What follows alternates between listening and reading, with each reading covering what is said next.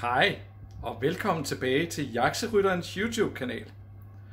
Hvis I har fulgt med lidt tidligere, så I jo vores dejlige veganer måltidskasse unboxing. Og nu er der sikkert nogle af jer, der sidder og tænker derhjemme, kan vide, hvordan retterne ser ud.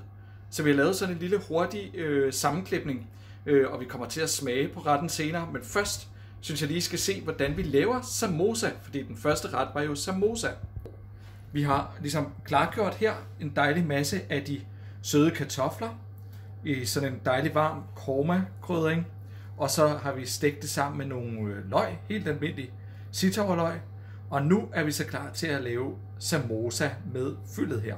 Og det foregår sådan her.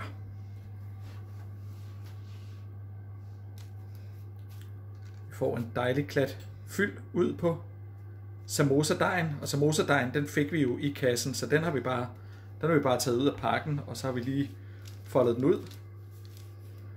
Så kan I se, så bliver det lige samlet der. Og så skal vi i gang med foldningen, og det er altså igen søde Arna, min kære kæreste, som er behjælpelig her.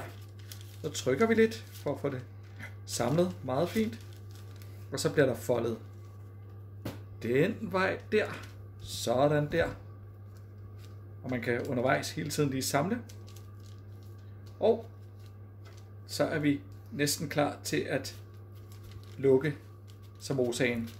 Man kan se, nu har den fået den fine trekantede form der, og man kan altid lige lukke med lidt vand eller lidt olie. Nogle gange prøver man også lidt melklister, men vi kan faktisk bedst lide, hvis man kan komme udenom at bruge det. Så man kan lige folde den, og fyldet gør også tit til at holde den sammen. Så nu har vi en smuk trekant, som er klar til at komme i ovnen om lidt. Så steger vi den der. Tusind tak, Anna. Og lige om lidt, så ser vi også, hvordan retten så blev til den store smagsoplevelse.